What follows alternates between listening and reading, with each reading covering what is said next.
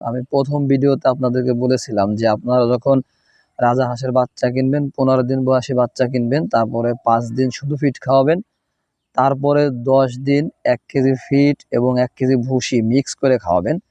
যখন আপনাদের হাঁসের বয়স 1 মাস হয়ে যাবে, তখন 15 দিন 1 কেজি ফিড সাথে 3 কেজি গমের ভুসি মিক্স করে খাওয়াবেন।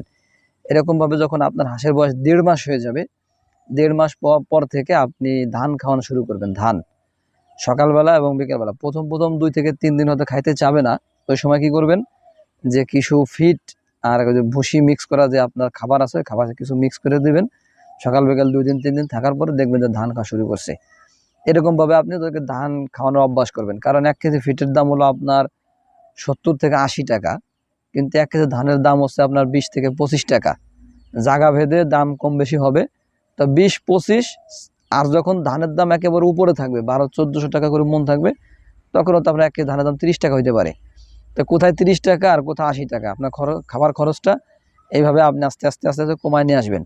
তাহলে দেখবেন যে আপনার 4 মাস 5 মাসে একটা হাঁসের পিছনে খরচ হয়েছে 3 থেকে 400 টাকা সর্বোচ্চ। এরকম সুন্দর সুন্দর ভিডিও পেতে আমাদের পেজটিকে ফলো করুন এবং লাইক কমেন্ট শেয়ার করে সাথেই থাকুন পরবর্তী ভিডিওর জন্য।